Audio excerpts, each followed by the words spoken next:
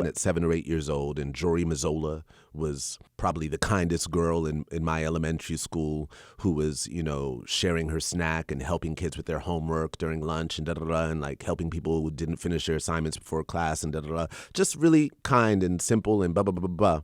You don't have a snack today? Here. And Jory Mazzola was Jewish, and I remember coming home and being like, so, Dad, the nicest girl in my school is this Jewish girl named Jory Mazzola. And I mean, like, that she has the most Christ-like principles I've ever seen in a motherfucker. Like, it's crazy.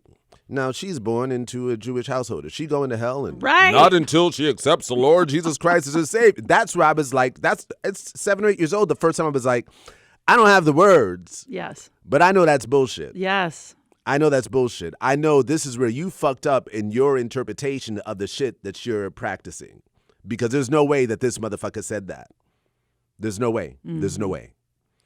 And so, like I said, 10 years later, I find words and the freedom to explore that. But I was thinking about it all along, and then I cut to the modern time with these rappers and hear this expression of this love of Christianity through the music, and I'm like, its relationship to colonialism, for that to remain unquestioned. Let's not act like the Catholic Church is not the biggest landowner on the fucking planet. I mean, their fucking real estate game is so real. I was just in Rome 8 weeks ago. You don't have to be in Rome. They own every fucking Catholic church on this planet in every country. What are you talking about? Yeah. You know what I'm saying? This is Chicago. Yeah. They're all over the place. They're all over the place. All over the place. And they're right now in South America and in Africa because they're not getting as much, leverage in Europe and America, and so they're spreading this shit. And it's these motherfuckers who were like, no condoms. No condoms, because condoms mean, it's these come on. And so much more. And so much more. And so much hypocrisy. So much hypocrisy. Yeah, so Bodhi is involved. Do you know who Bishop Yvette Flunder is? I've heard the name. So she's the founder of a body work called the Fellowship of Affirming Ministries, and she basically comes out of the Pentecostal church and is a same-gender loving woman, and founded this body of work to basically be a refuge for, I would say, queer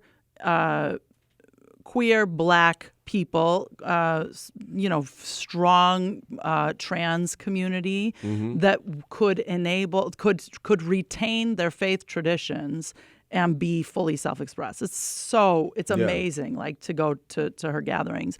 But one of the things, they're very, very involved in the continent of Africa because the evangelical Christian movement is so strong there for the very reasons you're talking it's about. Super strong. Because it's they're super losing strong. footing in the United States. Yeah. Exactly. I've seen it. No, I've seen it firsthand. I mean, it's the evangelical American community that has gone to places like Uganda and said that our aid that we want to give you, we have millions of dollars that we'd like to give you, but it's contingent on the fact that we'd love for you to pass this anti-gay law because we can't get it passed in our own country, and we want to see how it operates here. And so, yeah. No, this is the bullshit. This is the bullshit that has been killing us for years. So how do you get rid of the church? That's how the fuck I do it. So what I want to say, no, I mean, what I want to say first before you ask that question, because I want to finish this thing, is that, so my problem with the same way that I remember, hearing a lot of capitalist sentiment in popular hip hop and being like, that's a little negligent. It's a little negligent. This idea that Black capitalism is going to be a saving grace is negligent. And I understand that we all have a lot of reading to do and a lot to think about and what have you. But no, Black capitalism is just capitalism. And if you have any questions about that, look at the continent of Africa. You don't think there's a bunch of millionaires and billionaires there who have been having money, and you still see corruption in government and the way that shit does not trickle down and what have you. Come on.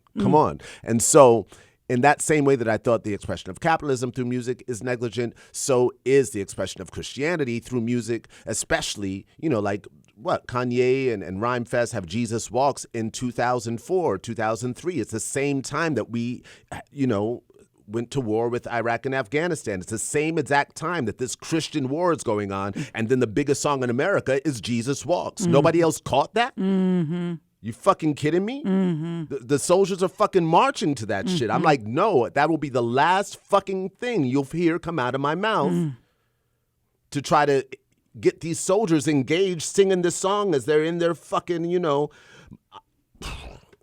So when you think about that, though, like, because where I can go is I can get very cynical and discouraged because this past Sunday, there was something here called Sunday service. Yeah.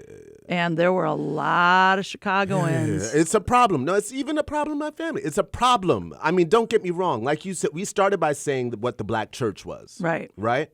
And so the black church in its relationship, the black American church in its relationship to music is enough to make anybody go, no, well, I'm still going to church. And if you doubt that, go back to what you were saying a few minutes ago about the evangelical shit on the continent and listen to them sing in the churches, because the great music that's happening on the continent, and it's the root of a lot of great music, it ain't happening in the motherfucking churches. In the churches, it'll sound like, oh shit, they're singing This Little Light of Mine.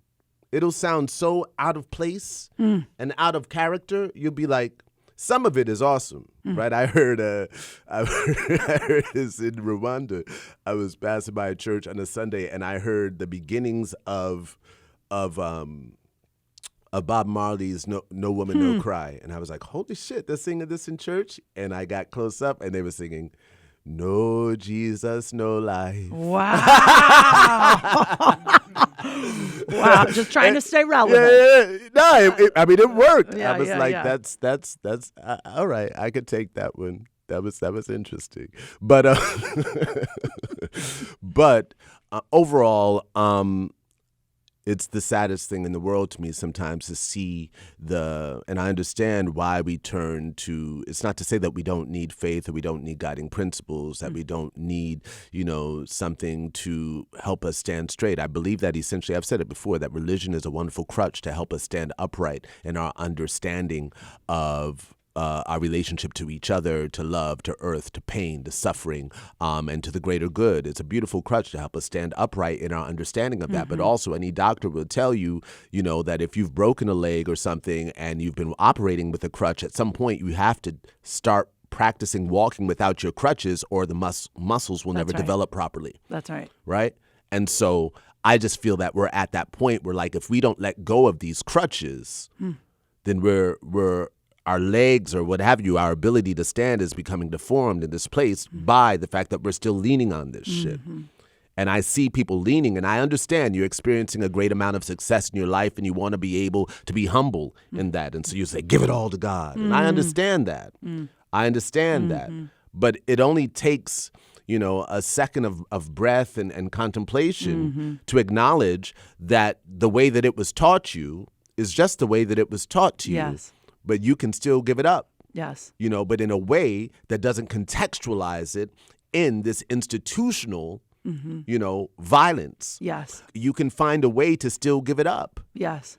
Without necessarily giving in to the crutch of the expression and the way that we've been taught to express this relationship to the unseen and what have you.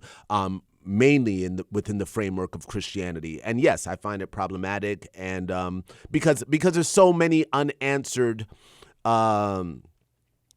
questions or just unchallenged questions there, and it has nothing to do with, people hear this and still feel like, oh my God, and like, you don't realize that when I challenge the institution of Christianity, it has nothing to do with the teachings of Jesus. Totally get it. And that is the fucking problem, Exactly. is that the institution of Christianity has nothing to do with the teachings of Jesus.